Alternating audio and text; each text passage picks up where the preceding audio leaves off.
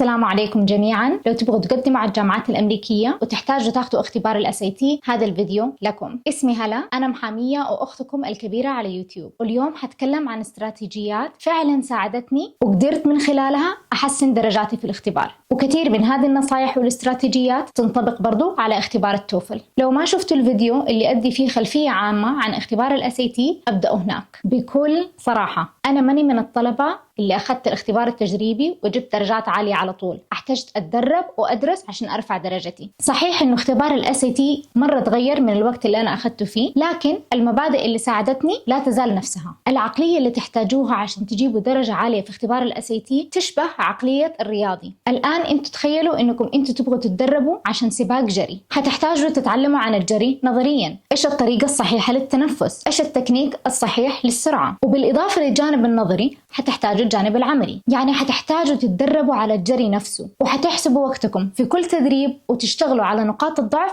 ألين ما تصيروا أسرع. الSAT نفس الشيء. أول شيء تحتاجوا إنكم تتعرفوا على الجانب النظري، إيش هي أنواع الأسئلة، إيش الاستراتيجيات اللي ممكن تستخدموها عشان تجاوبوا على الأسئلة بشكل فعال ضمن الوقت المحدود. لكن برضو مهم إنكم تشتغلوا على الجانب العملي عن طريق اختبارات تجريبية تتدربوا من خلالها، تقدروا تتعرفوا فيها على نقاط ضعفكم وتشتغلوا عليها. الآن أبغى أتكلم عن الخطة الدراسية وتنظيم الوقت. في عندي سلسلة أعطي فيها مقدمة عن التقديم للجامعات، وخطة سنة بسنة تشمل رأيي عن الوقت اللي أنا أشوفه مناسب إنكم تبدأوا تدرسوا للSAT. بشكل عام أنا أنصح الطلبة، وخاصة الطلبة اللي اللغة الإنجليزية حقتهم ما هي اللغة الأم، إنهم يبدأوا بدري عشان يكون عندكم وقت إنكم تتحسنوا، وفي نفس الوقت توازنوا مسؤولياتكم الأخرى من درجات المدرسة والأنشطة. وأفضل إنكم تاخدوا هذه الاختبارات في الصف ال11 أو في سنة ثاني ثانوي، يصير حتى لو احتجتوا تاخدوها مرة تاني تاخدوها في بداية سنة ثالث ثانوي. خلينا نتكلم عن التخطيط، أو خلينا نقول جدول المذاكرة. طبعا حيختلف شوية حسب مستواكم وحسب الوقت اللي انتوا تبغوا تبدأوا تدرسوا فيه، فعدلوا الجدول حسب احتياجاتكم. خلينا نحدد 3 أيام في الأسبوع تدرسوا فيها للاختبار، 2 ساعات متواصلة يوم الاثنين والخميس، ويوم السبت من 2 ل4 ساعات متواصلة. وفي نقطة مهمة، الهدف مو بس الوقت اللي تقضوه عشان تدرسوا فيه للاختبار، لأنه أنا لما كنت طالبة مرات كنت أحس إنه واو خلاص مرة قضيت وقت كتير يعني حجيب درجة عالية، بس في الحقيقة كنت مرة كتير أضيع وقتي يا أنا على جوالي أو ماني مركزة. فمهم مو بس تحددوا وقت للدراسة، كمان تحددوا هدف معين لكل جلسة دراسة. مثلا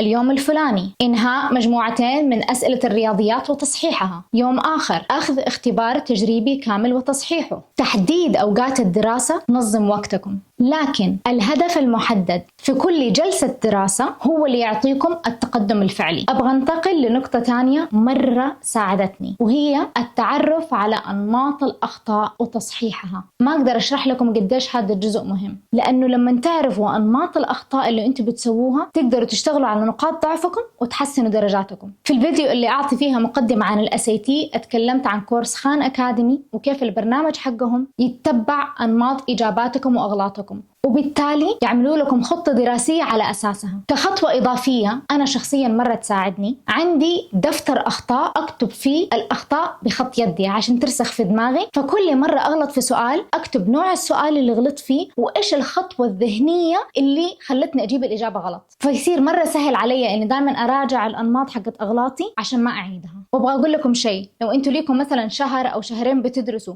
وما أنكم شايفين فيه تحسن، أرجعوا وقيموا خطة الدراسة حقتكم. وفي نقطة بهذه الاختبارات يعني ممكن تقولوا عنها عضلة التركيز. زي ما سباق الجري يحتاج لياقة بدنية عالية، اختبار الSAT يتطلب لياقة ذهنية عالية. الامتحان يتطلب قوة تركيز لمدة طويلة مع حل أسئلة بشكل سريع في وقت محدود، وهذا بذاته مهارة يبغى لها تدريب. وأفضل طريقة أنكم تتدربوا على هذه المهارة إنه في الأسابيع قبل الموعد الاختبار كل سبت تاخدوا اختبار تجريبي كامل في غرفة هادئة بالوقت المحدد. فالاختبار الحقيقي لو يبدأ الساعة 8 صباحا تاخدوا الاختبار التجريبي 8 صباحا، وبعد ما تخلصوا تصححوا وتشتغلوا على نقاط ضعفكم. فلما تكرروا هذا الشيء أسبوع ورا أسبوع، لما يجي موعد الاختبار حيكون شيء مألوف لأنه أنتوا بتاخدوه كل سبت. وفي النهاية اتذكروا إنه التدريب للاختبار زي التدريب للجري، يحتاج ممارسة واستمرارية ووقت، بس التحسن حيجي. إذا استفدتوا من هذا الفيديو حطوا لايك وقولوا لي في التعليقات إيش أكثر الأشياء اللي ساعدتكم إنكم ترفعوا درجاتكم في الSAT.